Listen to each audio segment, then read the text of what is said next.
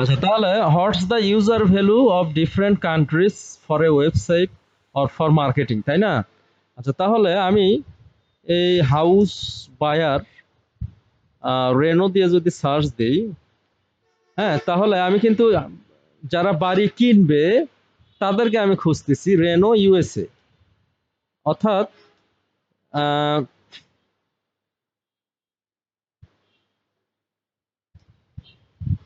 আমি এই রেনো একটা সিটি, আমেরিকার একটা city.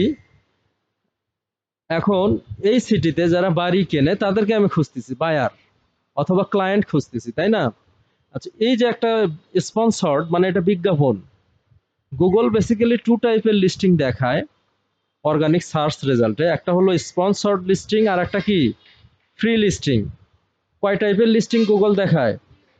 Two types of listing আর শোন। আচ্ছা, প্রথমটা হলো স্পন্সর্ড মানে বিজ্ঞাপনগুলো উপরের দিকে থাকে, আর ফ্রি লিস্টিংগুলো মাঝের দিকে থাকে। হ্যাঁ, আচ্ছা, এখন এই ওয়েবসাইটটা যদি আমি ভিজিট করি, এই কোম্পানিটার নাম কি জানো? এই কোম্পানিটার নাম হচ্ছে হেল্প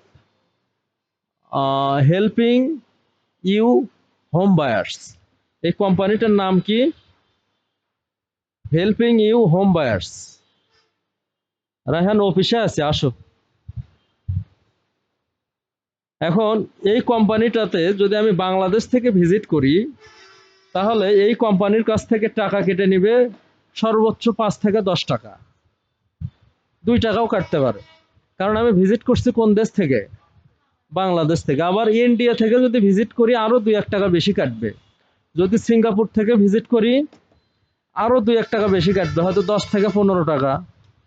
হ্যাঁ, আবার যদি আমি হচ্ছে দেখা যাচ্ছে যে আহ, তুরস্ক বা ইরাক, ইরান, হ্যাঁ ইরান বা এই টাইপের দেশ থেকে যদি ভিজিট করি আরো একটু বেশি কাটবে। বাট আমি যদি আমেরিকা থেকে ভিজিট করি তাহলে দেখা যাচ্ছে যে এক ক্লিকে 200 থেকে 10,000 টাকা পর্যন্ত কাটতে পারে। অত কাটবে না, 200 থেকে 5,000 একটা শুধু ক্লিকে। যদি আমি এই সাইটটা শুধু ওপেন করে 30 সেকেন্ড ভিজিট করি তাহলেই এই কোম্পানির কাছ থেকে গুগল 200 থেকে 5,000 টাকা পর্যন্ত কেটে নিতে পারে। কিন্তু যদি আমি বাংলাদেশ থেকে ভিজিট করি তাহলে কত টাকা কাটবে? দুই দুই টাকা থেকে 5 টাকা। তার মানে বাংলাদেশের ভিজিটরের ভ্যালু কম। আচ্ছা, এই ভ্যালুটা ওরা নির্ধারণ করছে হচ্ছে ইকোনমিক একটা ইমব্যালেন্সের উপর, অর্থাৎ অর্থনৈতিক যে একটা মান সেটার উপর। সেটা কিরকম? দেখা যাচ্ছে যে আমাদের বাংলাদেশে চালের কেজি কয় টাকা? হ্যাঁ, আচ্ছা, আটার কেজি কয় টাকা? আটার কেজি ধরলাম 40 টাকা, না? আর ওখানে হচ্ছে আটার কেজি $4 থেকে $5। তাহলে $4 ধরো 500 টাকা কেজি। তাহলে তুমি গুণ দাও তো, প্রায় 12 গুণ বেশি হচ্ছে। তার মানে 12 গুণ ওরা ইকোনমিক্যালি আমাদের থেকে এখনো 12 গুণ কি সমৃদ্ধ, আমাদের থেকে বেশি অ্যাডভান্স। ওরা ইকোনমিক্যালি 12 গুণ বেশি উন্নত আমাদের থেকে। এটা আরো বেশি ছিল, 20-30 গুণ ছিল। আচ্ছা, দ্যাট মিনস আমাদের ভ্যালুটাও 12 গুণ কম, 12 থেকে 15 বা 20 গুণ কম, তাই না? সব কিছুই দেখা যাচ্ছে 12 থেকে 15 গুণ আমরা ওদের থেকে পিছায়া।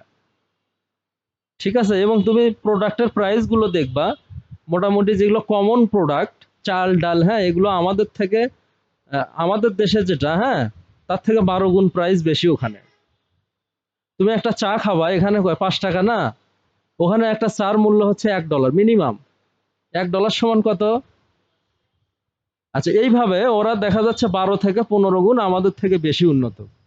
আচ্ছা, যেহেতু ওরা বেশি উন্নত, হ্যাঁ, ওরা দেখা যাচ্ছে ওরা সব দিক থেকেই উন্নত। ওরা যখন একটা প্রোডাক্টে ক্লিক করে ওদের কেনার রেটটাও বেশি। আর গরিব মানুষ কি খালি দেখে কিন্তু কেনে না। যেহেতু আমরা অর্থনৈতিকভাবে অনুন্নত, আমরা দেখি বেশি কিন্তু কিনি কম। আমরা ক্লিক করি কিন্তু প্রোডাক্টটা কিনি না বিভিন্নভাবে।